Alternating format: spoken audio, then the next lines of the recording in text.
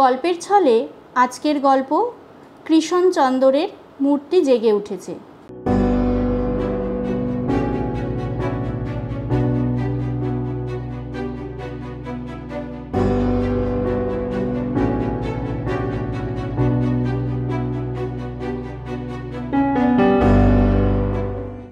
শুরু করছি আজকের গল্প মূর্তি জেগে উঠেছে। আজ যে কাহিনী আমি আপনাদের শোনাচ্ছি গতকাল পর্যন্ত তা ঘটেনি। কাল রাত্রি 2টোর সময়ও এই কাহিনীর জন্মলাভের কোনো সম্ভাবনা ছিল না। রাত্রি 2টোর সময় যখন আমি ভাবতে ভাবতে ক্লান্ত হয়ে পড়ি এবং কাহিনী না আসায় আমি তার খোঁজে এদিক ওদিক ঘুরতে ঘুরতে চৌপাটির দিকে গেলাম, এই সময় চারিদিকে এক অদ্ভুত নিস্তব্ধ ছিল। সমুদ্রের গর্জনও তত ছিল না। সমুদ্র যেন বহু দূর দিগন্তের বুকের সঙ্গে নিজেকে একাত্ম করে গুমড়ে গুমড়ে কেঁদে চলেছিল। আর সমুদ্রের কিনারে বালুকারাশি লক্ষ লক্ষ অচেনা মানুষের পায়ের ছাপ বুকে জড়িয়ে ধরে ব্যথায় আর্তনাদ করছিল। আমি এই অদ্ভুত পরিবেশে বেদনাকে অনুভব করতে করতে এগিয়ে চললাম। ঠিক সেই সময় আমি শুনলাম, তিলক ভগবান। আমি চমকে উঠলাম। দেখলাম সামনে তিলক মহারাজের মূর্তি। তিনি এক অদ্ভুত মেজাজ এবং অভিমানে নিজের মাথায় একরাশ ধুলোবালির বোঝা নিয়ে দূর দিগন্তের দিকে তাকিয়ে আছেন। তার পায়ের কাছে আমি এক ছায়ামূর্তি দেখলাম, কিন্তু তার মুখ খুব স্পষ্ট আমার নিজের নজরে এলো না, কারণ আমার দিকে সে পেছন ফিরে দাঁড়িয়েছিল। তবে এতটুকু অন্তত আন্দাজ করতে পেরেছিলাম যে সে ছিল মাঝারি বয়সের একজন মানুষ, বেটে খাটো শ্যামবর্ণ মারাঠি। তার জামা আর কাপড়ের জায়গায় জায়গায় ছেঁড়া ফাটা ছিল। তার পায়ে কোনো জুতা ছিল না। পায়ে ছিল তার এক গভীর ক্ষতচিহ্ন। ওকে দেখে আমি দাঁড়িয়ে পড়লাম। ওর কথা শোনার জন্যে ওইখানেই আমি বালির ওপর শুয়ে পড়লাম, যাতে ওনা বুঝতে পারে একজন মানুষ বালির ওপর শুয়ে আছে, ওর কথা শুনছে। মানুষটি আবার বলল, তিলক মহারাজ। তিলক ভগবানের মূর্তি বলল, বলো, কি বলছো? আপনারা নিশ্চয়ই অবাক হচ্ছেন, পাথরের মূর্তি কি আবার কথা বলতে পারে? আপনারা নিশ্চয়ই জানেন না, প্রতি ঘোর অমাবস্যায় যখন চারিদিকে গভীর অন্ধকার এবং নিস্তব্ধ রাত্রি থাকে, সেই সময় মূর্তি জেগে ওঠে। শুধু জাগেই না, কথাও বলে। তখন যদি কেউ ডাকে এবং কিছু জিজ্ঞেস করে, তবে সে তার উত্তর দেয়। আপনারা বোধহয় এসব জানেন না, কিন্তু আমি বহুদিন থেকেই জানি। তবে আমি নিজে কোনো দিন কথা বলিনি। প্রথম তো দুনিয়ার হাজার ঝঞ্ঝাটে এত ফুসরত কোথায় রাত্রি 2টোর সময় মূর্তির সঙ্গে কথা বলতে যাব? আর তাছাড়া বোম্বাইয়ে যত মূর্তি আছে, সেই সব মূর্তি এত বড় বড় মানুষের যে সেই সব ইজ্জতদার মানুষদের সঙ্গে কিভাবে কথা বলতে হয় তা আমার জানা নেই। না জানি কোন কথা তাদের খারাপ লাগে। স্বাধীনতার আগে ভয় ছিল বালগঙ্গাধর তিলকের সঙ্গে কথা বলতে দেখে পুলিশ আবার গ্রেপ্তার না করে বসে। তার সঙ্গে পরামর্শ করে না জানি ব্রিটিশ সরকারের বিরুদ্ধে কি পরিকল্পনা রচনা করছে, আর আজ আবার এজন্যে গ্রেফতার না করে। দেখো, এই লোকটি নিজের সরকারের বিরুদ্ধাচারণের জন্যে নিজের দেশের নেতা বালগঙ্গাধর তিলকের কাছে নালিশ করছে। এই সব চিন্তাভাবনা নিয়ে আমি আজ পর্যন্ত কোনো লিডারের মূর্তির সঙ্গে কথা বলিনি। অন্ধকার রাত্রি এসেছে, আবার চলেও গিয়েছে। আজকেই প্রথম আমি আমার জীবনের দেখার সুযোগ পেলাম এক বাঘের মতো মানুষ তিলক ভগবানের মূর্তির সঙ্গে কথা বলছে। আমি বালির ওপর শুয়ে শুয়েই এগুতে লাগলাম, যাতে আমি খুব ভালোভাবে ওদের কথা শুনতে পাই। মারাঠি লোকটি তাকে বলছিল, আমার নাম উত্তমরাও খান্ডেকার, অষ্টাদশ শতাব্দীর শেষার্ধে আমার জন্ম। তিলক মহারাজ বললেন, আমারও এ সময়ই জন্ম। খান্ডেকার বলল, পুনার এক স্কুলের আমি শিক্ষক ছিলাম। ইতিহাস আমি খুব ভালোবাসতাম। তিলক মহারাজ বললেন, ইতিহাস আমিও পছন্দ করতাম। খান্ডেকার বলল, আপনি যখন আওয়াজ তুললেন স্বতন্ত্রতা আমাদের জন্মগত অধিকার, তখন আমি স্কুলের টিচার ছিলাম। আমি আপনার সমস্ত বই পড়ি, আপনার সমস্ত ভাষণ শুনি। আমি ছোটদের ইতিহাস পড়াতাম। ইতিহাস পড়াতে পড়াতে আমার মনে নতুন নতুন চিন্তার জন্ম নিতে লাগলো। অদ্ভুত অদ্ভুত চিন্তা আমার মনকে তোলপাড় করতে লাগলো। ছোটদের ইতিহাস আমি এক নতুন ঢঙে পড়াতে লাগলাম। পড়াতে পড়াতে যখন আমি সিপাহী বিদ্রোহ পর্যন্ত এলাম তখন তখন তখন কি হলো? তিলক মহারাজ তাকে জিজ্ঞেস করলেন। আমাকে তখন স্কুল থেকে বের করে দিল। অফিসাররা বলল এ বিদ্রোহ ছিল, স্বাধীনতার আন্দোলন ছিল না। তারা বলল আমি মিথ্যাবাদী, ষড়যন্ত্রকারী, আমি কিশোরদের স্বভাব খারাপ করছি, দেশের সরকারের বিরুদ্ধে ঘৃণা সৃষ্টি করছি। স্কুল থেকে তাই আমাকে বের করে দেওয়া হলো, আমার রুজি রোজগারের দরজা বন্ধ করে দিল। তিলক মহারাজ আবার তাকে জিজ্ঞেস করলেন, তারপর তুমি কি করলে? আমি রোজগারের জন্য সমস্ত দরজাতেই, যেসব জায়গায় দেশভক্তির জন্য রুটি পাবো বলে আমার আশা ছিল, ধর্ণা দিলাম। কিন্তু কোথাও কিচ্ছু হলো না, এতে কারো কোনো দোষ ছিল না। সরকারের আক্রোশ আমার ওপর এত ছিল যে কেউ আমাকে সাহায্য করতে চাইল না। আমি আবার দেশের আন্দোলনে ঝাঁপিয়ে পড়লাম। আমার স্ত্রী মেয়েদের স্কুলে চাকরি নিল, কিন্তু যেবার আমি প্রথম জেলে গেলাম সেবারই তার ওই চাকরিও চলে গেল। আমার বাচ্চারা খিদের জ্বালায় শুকিয়ে গেল।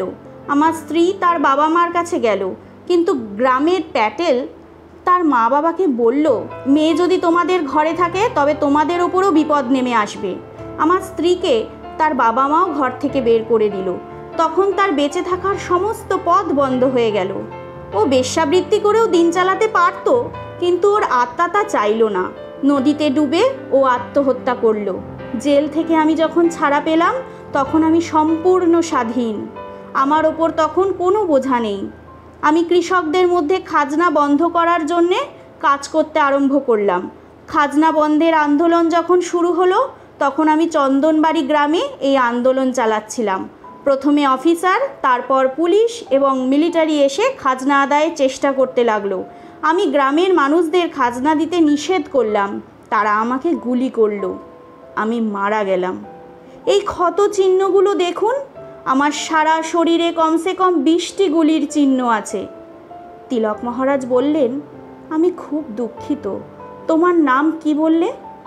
উত্তমরাও খান্ডেকার। এ নাম তো কখনো শুনিনি। খান্ডেকার বলল, আমার নাম কেউ জানে না। আমার স্ত্রী যে নদীতে ডুবে মরেছে তার নামও কেউ জানে না। আমার 2 বাচ্চা যারা উপোস করতে করতে মারা গিয়েছে তাদের নামও কেউ জানে না। ইতিহাসের কোথাও আমার নাম নেই। পট্টাভি সীতারামাইয়া কংগ্রেসের যে ইতিহাস লিখেছেন তাতেও কোথাও আমার নাম নেই। এখন কোথাও আমার নাম নেই। পুনার মানুষ, গ্রামের মানুষ, সারা মহারাষ্ট্রের মানুষ আমাকে ভুলে গিয়েছে। তিলক মহারাজ তাকে জিজ্ঞেস করলেন, কিন্তু এখন তোমার কি অসুবিধে হচ্ছে? না, কোনো অসুবিধে নয়, শুধু একটু আকাঙ্ক্ষা আছে। এই আকাঙ্ক্ষাটুকু পূরণ করার জন্য আপনার কাছে এসেছি। তিলক মহারাজ বললেন, আমি কি করতে পারি? আমি তো পাথরের মূর্তি মাত্র। খান্ডেকার বলল, হ্যাঁ, আমি এই হতে চাই, পাথরের এক মূর্তি। মৃত্যুর পর থেকে আজ পর্যন্ত আমি শুধু ঘুরতে ঘুরতে ক্লান্ত হয়ে পড়েছি। আমিও আপনার মতো পাথরের মূর্তি হতে চাই, আমাকে একটু জায়গা দিন। দেখলাম ছায়ামূর্তি পাথরের চবুতরের ওপর উঠতে আরম্ভ করল। তিলক মহারাজ বললেন, এ কি করছো? খান্ডেকার বলল, আমিও আপনার সঙ্গে দাঁড়াতে চাই, আমাকে একটু বিশ্রামের জন্য জায়গা দিন। আমি আপনার পায়ের কাছে দাঁড়িয়ে থাকব। সারা জীবনভর শুধু হেঁটেই চলেছি, মৃত্যুর পরে কি আত্মার সম্পর্ক থাকে না? তিলক মহারাজ বললেন, না ভাই, তা বলছি না। এ জায়গা হচ্ছে আমার, এ চবুতর আমার, আর মূর্তি আমার। খান্ডেকার তিলককে জিজ্ঞেস করলো, তবে আমার জায়গা কোথায়? ইতিহাসে নেই, চৌপাটিতে নেই, মানুষের হৃদয়ে নেই, তবে আমি কোথায় যাব? তিলক মহারাজ বললেন, মিউনিসিপ্যালিটির কাছে যাও, ওরা তোমার মূর্তি বানিয়ে দেবে। খান্ডেকার বলল, ওরা তো মানুষ আজকাল কোথায় হৃদয়ের আওয়াজ শুনতে পায়? তিলক মহারাজ বললেন, তুমি এখন এখান থেকে তাড়াতাড়ি চলে যাও, ওই যে পুলিশের লোক আসছে, তোমাকে আবার গ্রেপ্তার করে না নেয়। হ্যাঁ শোনো, এখানে নয়, অন্য কোথাও তোমার মূর্তি ভালো করে তৈরি করিও। আমার পায়ের নিচে উত্তপ্ত বালি, আর মাথার ওপর আকাশ এবং রৌদ্রে আমার মাথা ব্যথায় টনটন করে, সারা শরীর বেদনায় জর্জরিত হয়ে যায়। সারাদিন ধরে এখানে চলে তামাশা আর হই হুল্লোড়। বেকুবরা দই বড়ার চাট খেয়ে এঁটো পাতা আমার দিকে ছুঁড়ে দেয়। কোনো ভালো জায়গায় নিজের মূর্তি বানিও, বুঝলে? ছায়ামূর্তি পুলিশের ভয়ে পালিয়ে গেল। আমিও এক ঝটকায় উঠে পালালাম। পালিয়ে চার্চ গেট স্টেশনের কাছে এলাম। তারপর ধীরে ধীরে হাঁটতে হাঁটতে হকি গ্রাউন্ডের কাছে এক বড় গাছের সঙ্গে ঠেস দিয়ে দাঁড়ালাম। ঠিক সেই সময় শুনলাম কে যেন বলছে, গোখেল মহারাজ। আমি চকিতে ফিরে তাকালাম। সামনের চবুতরের ওপর গোখেল মহারাজের মূর্তি। গোখেল মহারাজ কোট পাতলুন পরে আছেন, আর কোট পাতলুন পরা একজন মানুষ ওই চবুতরে ওঠার জন্যে চেষ্টা করছে। চবুতরে উঠে এসে যখন এগিয়ে গেল, তখন গোপালকৃষ্ণ গোখেলের মূর্তি বিরক্ত হয়ে বললেন, তুমি এগুলে আমি পুলিশকে ডাকবো। কেন? আমি জাতীয় মূর্তি, তুমি আমার বেইজ্জতি করছো। কোট পাতলুন পরা লোকটি বলল, বন্ধু, তোমাকে বেইজ্জতি করছি না, তোমার সঙ্গে দু একটা কথা বলতে চাই। গোখেলের মূর্তি বলল, ঠিক আছে, একটু দূরে দাঁড়িয়ে সম্মানের সঙ্গে কথা বলো। তুমি কে? কোট পাতলুন পরা লোকটি বলল, আমার নাম কর্তার সিং সরাভা। গোখেল তাকে বললেন, শিখ আর পাঞ্জাবি? তাই তুমি অসভ্যের মতো এগিয়ে আসছো। তুমি জানো না আমি ইম্পেরিয়াল কাউন্সিলের মেম্বার ছিলাম? কর্তার সিং বলল, বন্ধু, ওই আইনসভার প্রবক্তারাই আমাকে ফাঁসির হুকুম দিয়েছিল, আর তুমি ওই কাউন্সিলের কর্মকর্তা ছিলে। গোখেল বললেন, এতে আমার কোনো দোষ ছিল না, আমি আমার সাধ্যানুযায়ী দেশের সেবা করেছি। কর্তার সিং গোখেলকে জিজ্ঞেস করল, কখনো জেলে গিয়েছো? না। কখনো ভুখ হরতাল করেছো? না। জেলের আর ওয়ার্ডারদের কাছে কখনো পিটুনি খেয়েছো? তোমার পিঠে কি দগদগে ঘা হয়েছে? গরম লোহা দিয়ে কি তোমার মাংসকে কিমা বানিয়েছে? তুমি কি কখনো পিপাসার্ত হয়ে জলের জন্য কাতরিয়েছো আর বারবার চেয়েও এক বিন্দু জল পাওনি? না, এমন ধরনের পাগলামি অনুভব আমার কোনো দিন হয়নি। হ্যাঁ, আমি এই অমর আন্দোলনের স্বাদ পেয়েছি বলে কর্তার সিং তার কোট আর জামা খুলে ফেলে দিল। আমি দেখলাম তার পিঠ বেয়ে রক্ত ঝরছে, গরম লোহার দগদগে দাগ মাংস ভেদ করে হাড় পর্যন্ত পৌঁছেছে, আর তার গলায় টাইয়ের মতো ঝুলছে ফাঁসির দড়ি। গোখেল মহারাজ তার নাকের ওপর রুমাল চেপে জিজ্ঞেস করলেন, এ কি? এ ফাঁসির দড়ি? এ দড়ি আজও আমি গলায় ঝুলিয়ে রেখেছি। এ দড়ি যখন আমার গলায় পরানো হয় তখন আমি বয়সে তরুণ, আমার বুকে ছিল হিম্মত। আমি কলকাতা থেকে মিরাট এবং অমৃতসরের সেনাবাহিনীর মধ্যে ঘুরছিলাম, যাতে তাদের ব্রিটিশ সরকারের বিরুদ্ধে দাঁড়ানোর জন্য সংগঠিত করা যায়। গোখেল বললেন, হিংসাত্মক কাজ আমার উদ্দেশ্য নয়, আমি অহিংসায় বিশ্বাসী। কর্তার সিং গোখেলের কথায় কান্না দিয়ে বলল, আমাদের বিরুদ্ধাচরণ সফল হয়নি, কারণ আমাদের আন্দোলন শক্তিশালী ছিল না। আমাদের দাবিয়ে রেখেছিল আর আমাদের স্বাধীনতার আকাঙ্ক্ষাকে গুলিতে গুলিতে ঝাঁঝরা করে দিয়েছিল। গোখেল তাকে জিজ্ঞেস করলেন, কিন্তু এখন তুমি কি চাও? কর্তার সিং বলল, সামান্য একটু সরে দাঁড়াও, আমাকে এই চবুতরে দাঁড়ানোর জায়গা করে দাও। এই চবুতরে দাঁড়ানোর অধিকার আমারও আছে। 15ই আগস্ট যখন তোমার গলায় মালা পরানো হয়, তখন এই চবুতরের পাশে আমিও দাঁড়িয়েছিলাম। কেউ আমার গলায় মালা দেয়নি, কেউ আমার ফাঁসির দড়ির দিকে কিংবা আমার পিঠের দগদগে ঘায়ের দিকে ফিরেও তাকায়নি, কেউ আমার এ দেহের দিকে তাকায়নি যে দেহ পেটে খিদের জ্বালা নিয়ে স্বাধীনতার গান গেয়েছে। কেউ আমার হিম্মতের দিকেও তাকায়নি, যে হিম্মত স্বাধীনতার সড়কে নিজের সব কিছু উৎসর্গ করেছে নিজের যৌবনের সমস্ত বাহার, সমস্ত কামনা, সমস্ত আকাঙ্ক্ষাকে। লোকে তোমার গলায় মালা পরালো, কিন্তু কেউ আমার দিকে একটি ফলও ছুঁড়ে দিল না। বন্ধু, দেশের জন্য আমি ইম্পেরিয়াল কাউন্সিলে ভাষণ দিইনি সত্যি, কিন্তু মৃত্যুর দড়ি নিজের গলায় পড়েছি। আমি তোমাকে সম্মান করি, তোমার ঠাট বাটকে শ্রদ্ধা করি, কিন্তু আমি এখন খুব ক্লান্ত, একটু বিশ্রাম করতে চাই।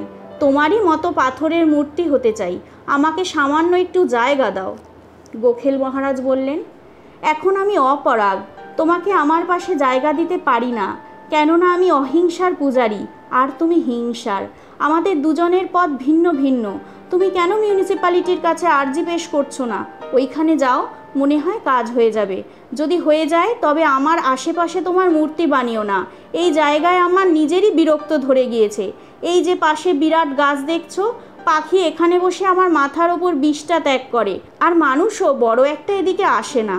যখন হকি গ্রাউন্ডে মেয়েদের ম্যাচ হয়, তখন তাদের নগ্ন উরু দেখার জন্যে আমার চারিদিকে সবাই উঠে দাঁড়ায়, তখন আমারই এখানে দাঁড়িয়ে থাকা মুশকিল হয়ে যায়। রাত্রির 12টার সময় বেশ্যারা এই চবুতরের বেঞ্চের ওপর মজা লুটনেওয়ালাদের সঙ্গে হাসি তামাশা করে আর চুমু খায়। গোখেল মহারাজ আর বেশি কিছু বলতে পারলেন না, কারণ পুলিশ টহল দিতে দিতে এগিয়ে আসছিল। পুলিশ দেখে কর্তার সিং ছুটে পালালো। আমি ওর পেছন পেছনে খুব ছুটলাম, কিন্তু ও এত জোরে ছুটে পালালো যে আমি ওকে ধরতে পারলাম না। দৌড়তে দৌড়তে আমার দম ফুরিয়ে গেল। আমি দাঁড়িয়ে পড়লাম। যেখানে আমি দাঁড়ালাম সেটা একটা সুন্দর বাগান ছিল। বাগানের ওখানে ছোট ছোট চবুতরের ওপর উড়ন্ত পরীদের মূর্তি দাঁড়িয়েছিল, আর পরীদের মূর্তিগুলো ঠিক মাঝখানে একটি বড় চবুতরের ওপর দাদাভাই নৌরোজির এক বিরাট মূর্তি কৃপাদৃষ্টি নিয়ে সারা হিন্দুস্তানকে দেখছিল। আমি অনেকক্ষণ ধরে হিন্দুস্তানের জাতীয়তাবাদের বৃক্ষরোপণকারীদের দেখতে লাগলাম। ঠিক এই সময় কে যেন বলল, দাদাভাই। আমি পিছন ফিরে দেখলাম লম্বা কৃষ্ণবর্ণ একজন মানুষ। তার পরনে সাদা জামা আর খাকি প্যান্ট। চোখ এবং ঠোঁট দুই তার বন্ধ ছিল। তার মাথায় ছিল এক গভীর ক্ষত, সেই ক্ষত দিয়ে রক্ত বইছিল। আবার সেই কণ্ঠ শুনলাম, দাদাভাই। মনে হলো এই লোকটিই কথা বলছে, কিন্তু বুঝতে পারলাম না ঠোঁট বন্ধ থাকা সত্ত্বেও ও কেমনভাবে আমার সঙ্গে কথা বলছে। নৌরোজি বললেন, কি খবর বাবা? লম্বা মানুষটি বলল, দাদাভাই, আমি একজন কারখানারই শ্রমিক। দাদাভাই খুব আন্তরিকতার সঙ্গে তাকে জিজ্ঞেস করলেন, তুমি এখানে কোন মিলে কাজ করছো? দাদাভাই, আমি আমালনের ছিলাম। আমার নাম পাটিল। আমার বাচ্চা এবং বুড়ো মা বাপ আছে। তাদের খরচ খরচা আমাকেই চালাতে হয়। আমি মজদুরি করে তাদের ভরণ পোষণ চালাতে পারি না। দাদাভাই তাকে জিজ্ঞেস করলেন, তুমি কি চাও? টাকা বাড়াতে চাও? হ্যাঁ হুজুর, জিনিসপত্রের দাম বাড়ায়, খরচ খরচাও বেড়েছে, জীবন ধারণে খুব দুরূহ হয়ে উঠেছে। তুমি মিল মালিককে কেন বলছো না? মালিক শোনে না। তবে সরকারকে, নিজের সরকারকে বলো। এখন তো তোমাদের নিজেদের সরকার। নিজের সরকারও শোনে না হুজুর। ওরা আমাকে গুলি করে হত্যা করেছে। এই যে আমার মাথার গুলির চিহ্ন। আমি আমালনের মিল মজদুর। আমার 3টি বাচ্চা, স্ত্রী আর বুড়ো বাপ মা। ওদের ভরণ পোষণের ভার আমারই ওপর। আমাকেই ওরা হত্যা করেছে। ওরা এখন উপোস করে দিন কাটাচ্ছে। আমি সবসময় কংগ্রেসকে চাঁদা দিয়ে এসেছি, আর স্বাধীনতার জন্যে হরতালও করেছি। হুজুর, স্বাধীনতার পর প্রথম গুলিটি আমার মাথায় বিদ্ধ করা হয়েছিল। তুমি কি চাইছো?